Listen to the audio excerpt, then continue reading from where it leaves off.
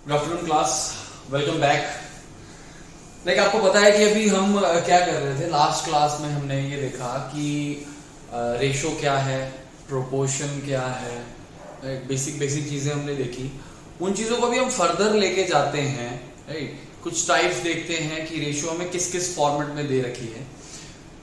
पहली चीज हम समझते हैं, देखते हैं। आइए, हमें ना ये कहा गया कि कुछ दो बंदे हैं, ए और बी। कौन है? ए और बी। ए और बी दो बंदे हैं।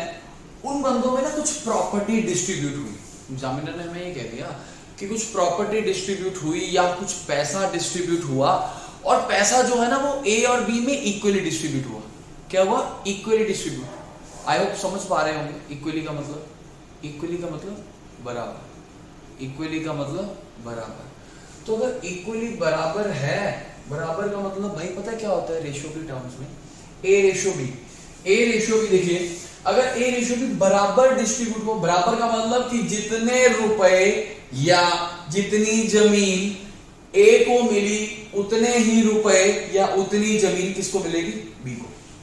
तो बस उसका मतलब ये होता है, या कि लगा लीजिए कि कुछ प्रॉपर्टी थी, उस प्रॉपर्टी के दो हिस्से हुए, दो हिस्से में से एक हिस्सा कौन ले गया? ए। दूसरा हिस्सा कौन ले गया? बी। तो हम यहाँ पे क्या कहेंगे कि A ratio B is what? It is something 1:1। तो भाई अगर इक्वली डिस्ट्रीब्यूट करते हैं ना, तो इक्वली डिस्ट्रीब्यूट का मतलब हमारे पास ये होता है कि जो भी प्रॉपर्टी है, अगर दो बंदे हैं तो वो दो पार्ट्स बनाए गए उस प्रॉपर्टी के, एक पार्ट पहले को दे दिया, दूसरा पार्ट दूसरे को दे दिया। या अगर हमारे पास बंदे तीन होते, एक ए है, एक बी है, एक सी है, तीनों में जो है वो प्रॉपर्टी इक्वली डिस्ट्रीब्यूट हुई है। तो इक्वली डिस्ट्रीब्यूट का मतलब कि अगर एक पार्ट ए को मिलेगा, एक ही पार्ट किसे मिलेगा? बी को। एक ही पार्ट किसे मिलेगा? सी को। सॉरी, एक ही पार्ट किसे मिलेगा? सी को। तो भाई यही बात होगी कि अगर बंदे कितने हैं? तीन। तो प्रॉपर्टी के पार्ट्स कितने हुए? 1 2 3। एक किसको मिला? ए को। एक किसको मिला? बी को। एक किसको मिला? सी को। तो भाई यहाँ पे बात किसकी हो रही है? पार्ट्स की, जिसे हम क्या कहते हैं? हिस्से। जमीनों के हिस्से होते हैं ना, प्रॉपर्टी के हमारे हिस्से होते हैं, राइट। तो अगर ए और बी दो बच्चे हैं, अगर उनमें प्रॉपर्टी इक्वली डिस्ट्रीब्यूट हो रही है, तो इसका मतलब ये कि ए को एक पार्ट मिलेगा, बी को भी कितना मिलेगा? एक पार्ट। तो ये कह सकते हैं कि प्रॉपर्टी के पार्ट्स होंगे कितने? एक और एक, दो में से ए कितना ले जाएगा? एक पार्ट। बी कितना ले जाएगा? एक पार्ट। अगर बंदे तीन हैं तो तीन पार्ट्स होंगे, एक ए ले जाएगा, एक बी ले जाएगा, एक सी ले जाएगा। मैंने सर आपको पहले भी बताया कि जो रेशो है ना बॉस, रेशो एग्जैक्ट वैल्यू नहीं है। एग्जामिनर ने हमें ये कह दिया कि ए और बी दो बंदे थे, उनमें प्रॉपर्टी इक्वली डिस्ट्रीब्यूट हुई, और हमसे ये पूछ लिया जाए, बताओ कि ए को कितने पैसे मिले या ए को कितनी जमीन मिली, तो बता पाओगे क्या भाई? ये तो पता लग गया कि बराबर मिलना है, पर क्या भाई पूछा क्या गया है कि ए को कितना मिलेगा, ए को कितनी जमीन मिलेगी, या ए को कितना पैसा मिलेगा? बॉस, जमीन या पैसा, वो क्या होती है हमारे पास? Exact value. क्या होती है हमारे पास? Exact value. हम ना दो चीजों में बात करेंगे, one is parts and second one is exact value. अब देखो यहां पे प्रॉपर्टी के पार्ट्स हुए कितने? दो। देख पा रहे हैं, ए को कितना मिला? एक। बी को कितना मिला? एक। पर क्या हमें पता है कि टोटल प्रॉपर्टी कितनी थी? भाई टोटल प्रॉपर्टी हो सकता है कि भाई 2 किले जमीन हो, या 2 लाख रुपया हो, या 2 प्लॉट हो, या हो सकता है कि 100 किले जमीन हो। हमें क्या पता? जब तक हमें एग्जैक्ट वैल्यू, टोटल पैसा, टोटल प्रॉपर्टी नहीं पता होगी, तब तक हम नहीं बता पाएंगे बॉस कि ए को कितना माल मिलेगा या बी को कितना माल मिलेगा। तो भाई अगर माल चाहिए, एग्जैक्ट वैल्यू बतानी है, तो उसके लिए एग्जैक्ट वैल्यू पता होनी चाहिए। हाँ, अगर एग्जामिनर हमसे पूछना चाहता है कि ए को कितना पैसा मिलेगा, तो भाई उसको बताना पड़ेगा। लाइक अगर यही क्वेश्चन कुछ इस फॉर्म में होता, पहली टाइप हम देख रहे हैं बॉस रेशो की। पहली टाइप रेशो से ये कहा कि भाई ए और बी दो भाई थे, उनमें प्रॉपर्टी डिस्ट्रीब्यूट हुई, इक्वली डिस्ट्रीब्यूट हुई, तो वहां से हम अंडरस्टैंड करेंगे बॉस इक्वली डिस्ट्रीब्यूट का मतलब कि जितना माल ए को उतना ही माल बी को। तो वहां से हमारे पास क्या आ जाएगा कि बस ए रेशो बी में जो पैसा डिस्ट्रीब्यूट होगा वो किस रेशो में होगा, 1:1। बताया क्या गया कि ए और बी उनमें पैसा डिस्ट्रीब्यूट हुआ 1:2 में, और जो टोटल पैसा था लगा लीजिए, टोटल पैसा जो था लगा लीजिए कुछ 50 लाख। कितना था? 50। भाई अब वो 50 लाख रुपया किन में डिस्ट्रीब्यूट हो रहा है? ए और बी में। किस रेशो में? रेशो का मतलब एक पार्ट ए को मिलेगा, एक ही पार्ट बी को मिलेगा। तो प्रॉपर्टी के पार्ट्स होंगे कितने, पैसे के पार्ट्स होंगे कितने? 2। उसने भाई बता दिया रखा है क्या, टोटल पैसा कितना है? 50 लाख। तो पूछेगा क्या, या तो बता दो भाई ए को कितना मिलेगा, या पूछ लेगा कि भाई बी को कितना मिलेगा। ये पूछ सकता है ना भाई। तो पहली चीज हम देख रहे हैं कि टोटल पैसा है 50 लाख। अब टोटल पैसा अगर 50 लाख है तो टोटल पार्ट्स देखिए कितने हुए। एक पार्ट किसको मिला? ए को। बी को कितना मिला? 1। मिला के कितने हुए? 2। उन 2 पार्ट्स की वैल्यू हमें दे रखी है, कितनी है भाई? 50 लाख रुपए। अगर 2 पार्ट्स की वैल्यू 50 लाख है तो एक पार्ट की वैल्यू कितनी होगी? 25 लाख। पूछा क्या है? आंसर अभी देखेंगे। पूछा क्या है? पूछा यह है कि ए को कितना मिला। ए को कितने पार्ट्स मिले? एक। इस एक पार्ट की वैल्यू 25 लाख। तो बी को भी 25 लाख ही मिलेगा क्योंकि उसको भी एक ही पार्ट मिला। ए भी 25 लाख ले गया और बी भी कितना ले गया? 25 लाख। आई होप क्लियर होगा। अब इसी टाइप पे ना एक क्वेश्चन अभी हम और करते हैं।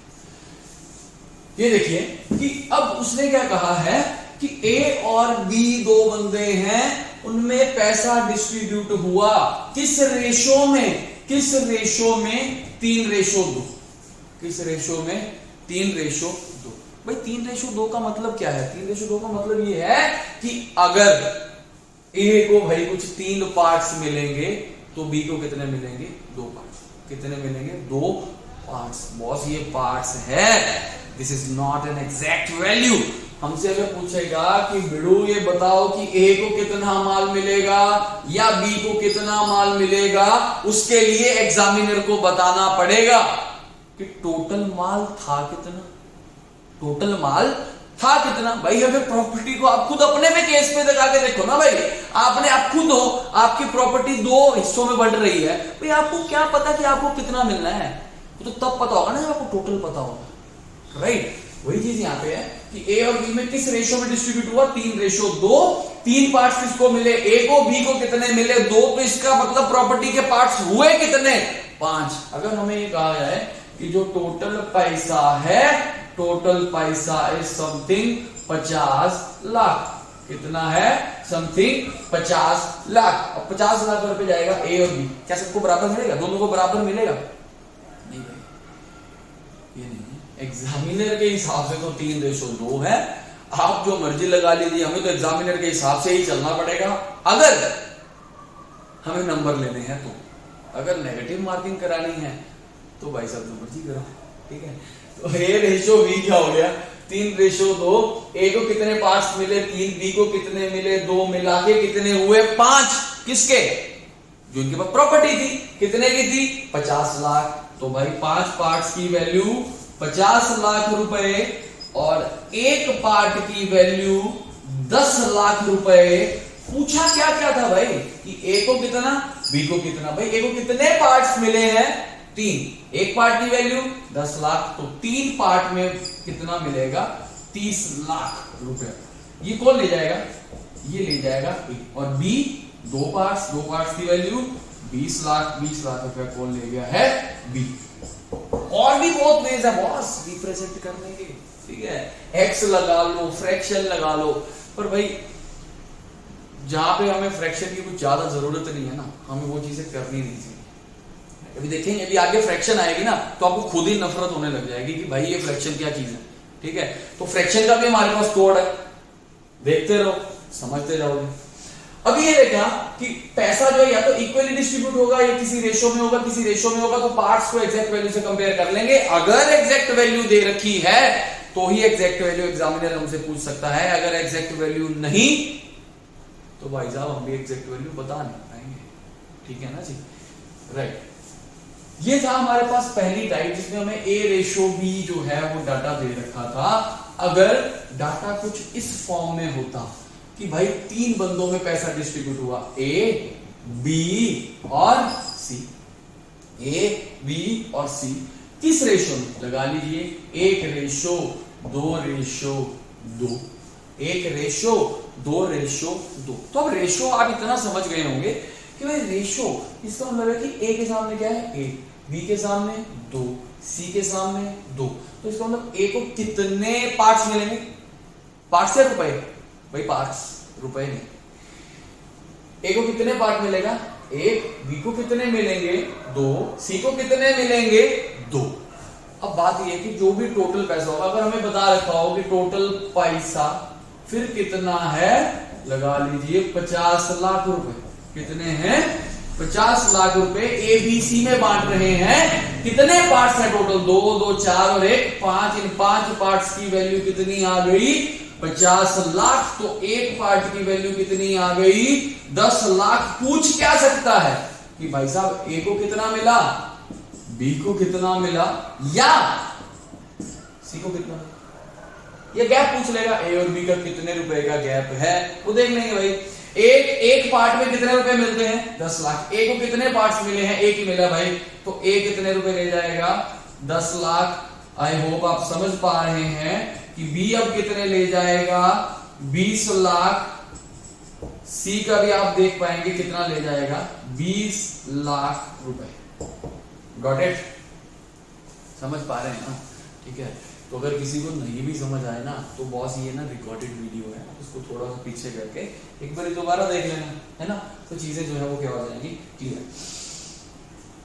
अब कई बार डाटा जो है ना वो इस फॉर्म में दे दिया जाता है। इस फॉर्म में आप लगा लीजिए कि उसने कहा कि ए और बी में हमने पैसा डिस्ट्रीब्यूट किया, किस रेशो में भाई, वो कहेगा 1/2 रेशो 1/3, 1/2 रेशो 1/3। अच्छा जी, अब भाई कुछ टोटल पैसे बता देगा कि टोटल पैसा इतना था, बताओ ए को कितना मिलेगा। फिर लगा लो कि भाई टोटल पैसा कितना है, 50 लाख। अब समझिए, जो एक्स लगाएंगे वो फ्रैक्शन को सॉल्व करेंगे, तो भाई हमें तो फ्रैक्शन से इतनी मोहब्बत है नहीं। मैं आपको सिंपल सा बताऊंगा, इसको क्या कहते हैं कि एक रेशो थी। रेशो किसमें थी, फर्दर फ्रैक्शन में। जब रेशो फ्रैक्शन में आ गई ना, तो उस मनुष्यत्व को ना खत्म कर दिया। अरे यार, कोई भी बंदा होता है ना, वो सिंपल कैलकुलेशन को इजी कर सकता है। अगर मैं आपको कहूं कि 2 और 3 को ऐड करो, आप मिनट में ऐड कर दोगे, कितना आ गया, 5। कितना आ गया, 5। मैं कहूंगा सब्ट्रैक्ट करो, आप कहोगे भाई 2 में से 3 माइनस करेगा तो -1 आ जाएगा, 3 में से 2 माइनस करेगा तो कितना आ जाएगा, 1। और मैं अगर कहूंगा 1/2 और 1/3 को ऐड करो ना, तो आपकी ना एक ब्रेक लगेगी, आप खुद करके देखिए, ठीक है। तो उस ब्रेक के लिए हमारे पास एक कोड है कि भाई जब हमारे पास रेशो किसमें आ गई, फ्रैक्शन। रेशो किसमें आ गई, फ्रैक्शन। भाई जब रेशो फ्रैक्शन में आएगी ना, तो फ्रैक्शन का सिंपल से देख लेना, डिनोमिनेटर में क्या कुछ है, 2 और 3, 2 और 3। अगर कोई और होगा तो उसको भी ले लेंगे भाई, अगले केस में लेंगे।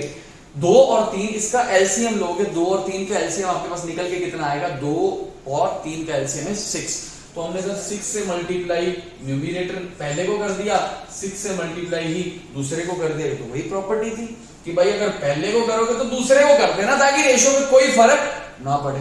और हमने फर्क पड़ने नहीं देना। अगर आपने एग्जामिनर की कंडीशन को वॉयलेट कर दिया तो एग्जामिनर कुछ ज्यादा नहीं करेगा। जो आप सोच रहे थे कि आपको +1 आएंगे, वो +1 कन्वर्ट हो जाएगा किसमें, -0.25 में, ठीक है। तो कुछ 1.25 रुपए का घाटा है, तो वो घाटा नहीं खाना हमने, तो समझ लो। अगर रेशो फ्रैक्शन में आ गई तो डिनोमिनेटर का एलसीएम लीजिए और सबसे मल्टीप्लाई कर देना। ये कितना आ जाएगा बॉस, 3। ये कितना आ जाएगा, 2। रेशो भाई सिंप्लीफाई हो गई, कितनी आ गई, 3:2। वो कितनी मनहूस थी, ये कितनी प्यारी है। This is 3:2। ए के पास पार्ट्स कितने हैं, 3। बी के पास कितने हैं, 2। मिला के कितने हुए, मिला के कितने हुए, 5। इन 5 पार्ट्स की वैल्यू दे रखी है कितनी, 50 लाख। एक पार्ट की वैल्यू 10 लाख। ए का पूछा है तो 3 पार्ट में कितना आ जाएगा, 30 लाख। और बी का 2 का कितना आ जाएगा, 20 लाख। आई होप चीजें थोड़ी अंडरस्टैंड, थोड़ी क्लियर हुई होगी।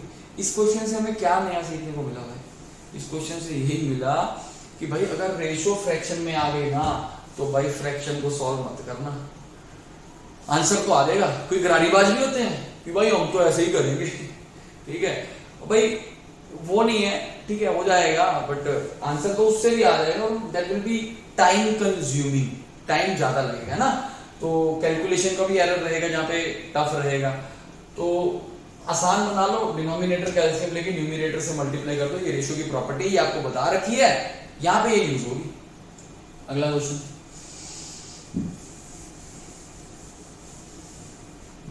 अब उसने क्या कहा कि ए, पांचवा क्वेश्चन ना, ए बी और सी आ गए भाई, इनमें पैसा डिस्ट्रीब्यूट हुआ किस रेशो में, 1/2 रेशो, 1/3 रेशो, 1/6। भाई इसको सम करना पड़ गया ना, जब किसी का डिफरेंस करना पड़ गया तो घबराहट हो जाएगी, क्या हो जाएगी, ठीक है। तो भाई देखो, ए रेशो बी रेशो सी 1/2 रेशो, 1/3 रेशो, 1/6। अब देखो जब रेशो फ्रैक्शन में आ गई, क्या सोल्यूशन है, डिनोमिनेटर को ही खत्म करना है ना भाई, डिनोमिनेटर को ही खत्म करना है, डिनोमिनेटर का एलसीएम ले लो, 2, 3 और 6 का एलसीएम है 6, 6 से मल्टीप्लाई ए को कर दिया, 6 से बी को कर दिया, 6 से सी को कर दिया, इसको सिंप्लीफाई कर दिया, ये 1 आ गया, ये 2 आ गया, ये 3 आ गया, तो हम ये कह सकते हैं 3:2:1, या तो आप क्या कह लीजिए 1/2 रेशो, 1/3 रेशो, 1/6, या 3:2:1। मेरे हिसाब से ये बेहतर है।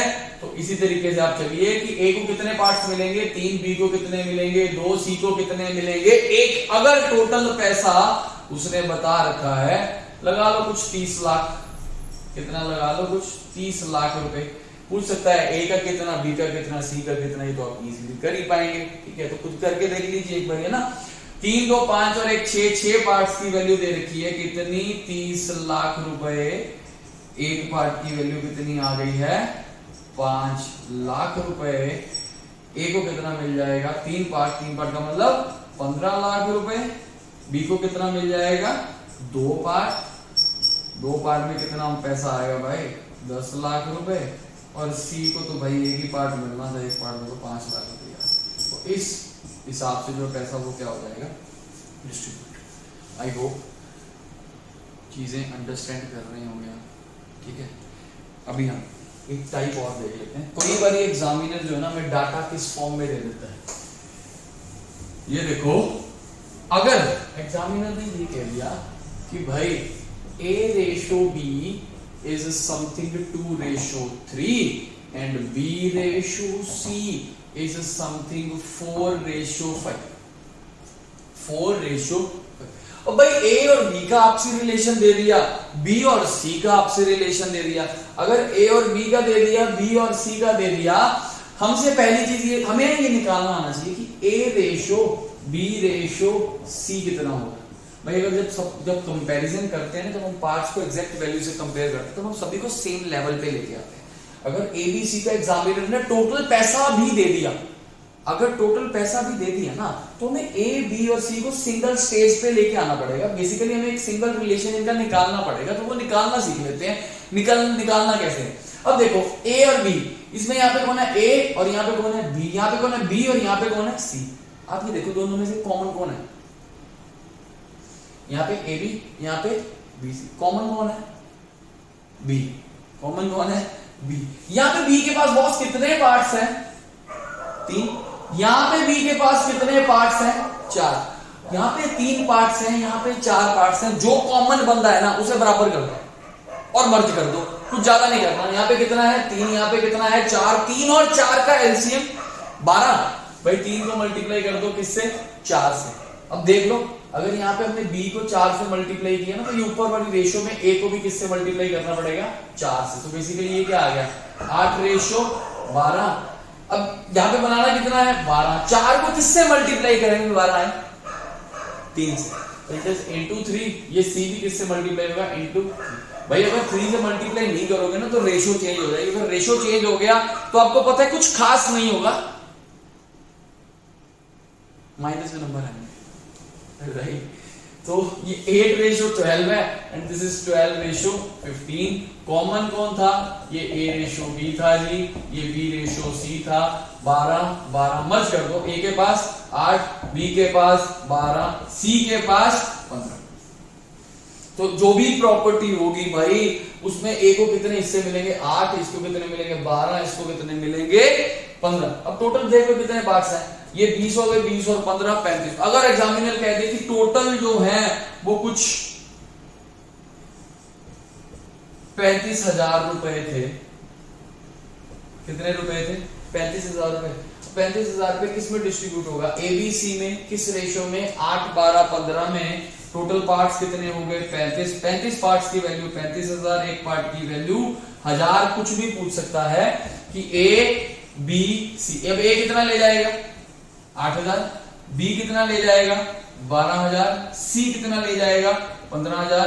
अगर पूछे बी और ए का गैप कितना है तो भाई कैलकुलेट मत करो, देखो बी के पास पार्ट्स कितने थे, कितने थे भाई 12, ए के पास 8, एक पार्ट में 4, गैप कितने पार्ट्स का है 4, 4 पार्ट की वैल्यू हम कह देंगे कितनी आ गई 4000। ऐसे ही बीसी का पूछ सकते हैं, ऐसे ही एसी का पूछ सकते हैं, सारी चीजें आप कैलकुलेट कर देना, सो दैट चीजें आपके लिए कह रहे हैं हेल्पफुल। आई होप चीजें समझे होंगे, है ना। अगर ए बी और बीसी अलग अलग दे रखा है तो हम एबीसी कैसे निकालेंगे, एक क्वेश्चन इसी पे ही हम और देख लेते हैं कि एबीसी कैसे निकालते हैं, फिर हम देखेंगे आगे। और ये देखो ए रेशो बी दे दिया गया, कितना 4:5, बी रेशो सी दे दिया गया 10:11, ठीक है भाई।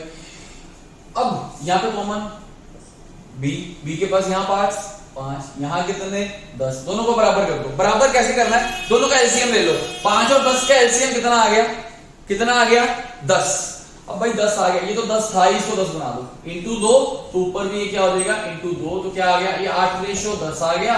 ये क्या है ए रेशो बी, और बी रेशो सी कितना है बॉस 10:11। कॉमन बंदा बराबर तो मर्ज कर दो, ए को कितना दे दो 8, बी को कितना दे दो 10, सी को कितना दे दो 11। ए रेशो बी रेशो सी आपके पास आ गया है 10 और 8, 18 और 11 29। टोटल पार्ट्स कितने हो गए 29। 29 में से ए कितना ले जाएगा 8, बी कितना ले जाएगा 10, सी कितना ले जाएगा 11।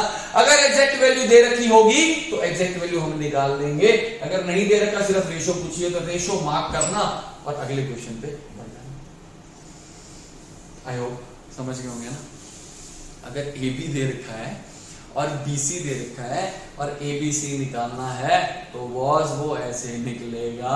अभी हम क्वेश्चंस करेंगे, अभी सिर्फ शुरुआत है। अब एक चीज इसमें बड़ी बेहतरीन है, हमें ना एग्जामिनर क्या करता है ए रेशो बी दे देगा, बी रेशो सी दे देगा। ए रेशो बी लगा दिया तो 4:7 दे दिया, यहाँ पे कुछ 21:23 दे दिया। 21:23 बड़ी बड़ी वैल्यूज में 4 ठीक है, 7 भी किसी हद तक ठीक है, 21 चलो यार 21 और 7 का कोई ना कोई रिलेशन है, और ये 23 तो बहुत ही भाई मनहूस नंबर है ये तो, ठीक है। अब एग्जामिनर हमसे पूछेगा क्या, हमसे पूछ क्या लेगा ए रेशो सी। कईयों को क्या है उनको पता लग गया कि भाई मेरे को तो ए रेशो बी रेशो सी निकालना आता है, वो ए बी सी निकालने लग जाएंगे। भाई ठीक है निकाल लो, आंसर आएगा। पर इस क्वेश्चन के थ्रू ना आप एक बड़ी प्यारी चीज समझेंगे। अगर ए बी दे रखा है, बी सी दे रखा है, पूछा क्या है ए सी, ए मतलब पहला नंबर, सी मतलब लास्ट नंबर।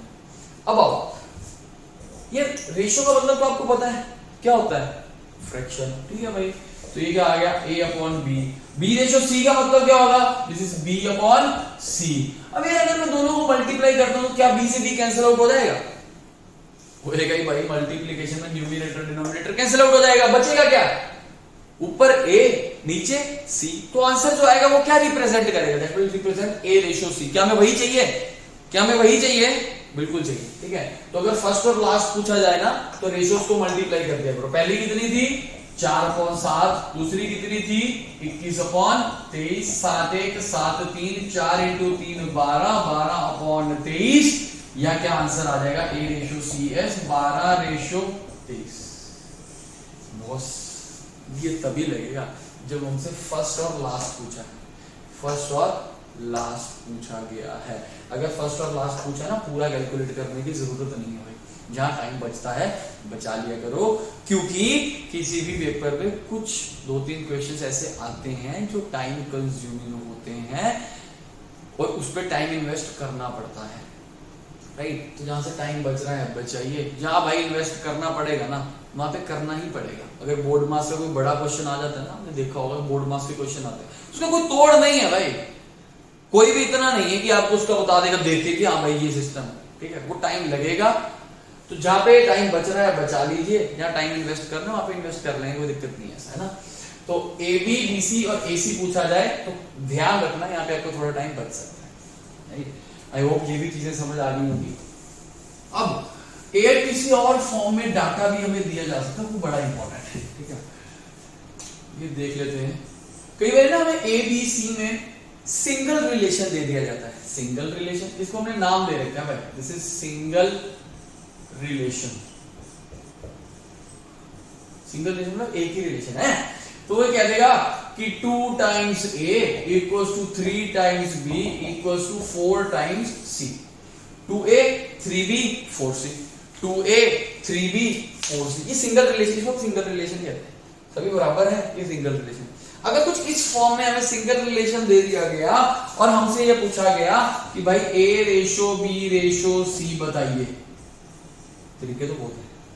इसको अलग लिख लोगे, यहां से ab की रेशियो आ जाएगी, इसको अलग लिख लोगे, यहां से bc भी आ जाएगी, फिर abc को मर्ज कर दोगे, ठीक। बट अगर सिंगल रिलेशन कुछ इस फॉर्म में है ना, हमारे पास एक तरीका होता है, उस तरीके का नाम है हाइड मेथड। क्या है? Hide method. Hide method, hide मतलब समझते हैं? छुपाना, छिपाना, या पंजाबी में कहते हैं लुकाना, ठीक है। पंजाबी जो लाल होता है लुकाना आ गया, हिंदी में लगा लो छुपाना, छिपाना, जो भी है, ठीक है। इंग्लिश में हाइड आ गया, हाइड का मतलब होता है छुपाना। अब समझिए कि ए रेशो बी रेशो सी हाइड मेथड लगेगा कब? जब डाटा कुछ इस फॉर्म में होगा, 2a 3b 4c। अब देखिए हमें जिसकी वैल्यू चाहिए ना उसको हाइड कर लो, पहले किसकी चाहिए? a, हाइड किसे कर लिया? a। अब a के अलावा देखो कौन सी कांस्टेंट वैल्यूज है, कांस्टेंट समझते हैं, जो चेंज नहीं हो सकती। जैसे b से पहले क्या है? 3, c से पहले क्या है? 4। इन दोनों को मल्टीप्लाई कर लो, 4 × 3 12। b जिसको वैल्यू निकालनी है उसे हाइड कर दो भाई, b को हाइड कर दिया, 4 × 2 8। फिर c आ गया, c हाइड होगा, 3 × 2 6। भाई कट जाएगा अगर सब में कुछ कॉमन है, 2 पे सभी जा रहे हैं, 2 6 4 3। तो भाई a ratio b ratio c कितनी निकल के आई? 6 रेशो 4 रेशो 3, 6 रेशो 4 रेशो 3, ठीक है। ये हाइड मेथड कब लगेगा? जब हमारे पास एक सिंगल रिलेशन होगा। अभी आपके लिए एक क्वेश्चन ये है कि 10th क्वेश्चन ये है कि अगर 3 times a equals to 5 times b equals to 6 times c है, तो a ratio b ratio c कितना होगा? कितना होगा? एक बार करके देख लीजिए और मैं आपको सॉल्यूशन फिर भी बता देता हूं। जिसकी वैल्यू निकालनी है उसे हाइड कर लीजिए। a को हाइड करेंगे 6 5 30, b को हाइड करेंगे 6 × 3 18, c तो हाइड करेंगे 5 × 3 15, 3 पे जाएगा 10 6 5। हाइड मेथड बना क्यों, आया क्यों, इसके बारे में भी हम आपको बताएंगे, ठीक है। भी एक वीडियो पे कन्वर्सेशन चल रहा है, ठीक है, तो चीजें वो थोड़ी डिफिकल्ट हो जाती हैं। तो हाइड मेथड कब लगेगा इसे देख लेना, ठीक है। जितनी टाइप्स अभी रेशियो की कुछ और टाइप्स भी है सिंगल रिलेशन में, देखेंगे। सिंगल रिलेशन की पहली टाइप ये है, अभी और भी टाइप्स हैं। अगली क्लिप में, अगली वीडियो में हम रेस्ट ऑफ द टाइप्स देखेंगे, कवर करेंगे। अभी तक जो किया सभी लिखिए, सबके नोट्स बनाइए, सबको अंडरस्टैंड कीजिए। अगर स्टिल किसी को कुछ दिक्कत है तो वो मेरे को रीच आउट कर सकता है, ठीक है। ये हमारा कांटेक्ट नंबर है ऑफिस का, ठीक है, तो आप इस पे हमें कांटेक्ट कर सकते हैं। और हमारे जो है यहाँ पे अभी हम 15 ऑफ नेक्स्ट मंथ, राइट, जून से हम जो है बैचेस शुरू कर रहे हैं, ऑफलाइन बैचेस शुरू कर रहे हैं, राइट। तो जिसने ज्वाइन करना है, वी हैव लिमिटेड सीट्स, तो आप ज्वाइन कर लीजिएगा, कांटेक्ट कर लीजिएगा इस नंबर पे, आपको फर्दर जो है डिटेल्स हम बता देंगे, राइट।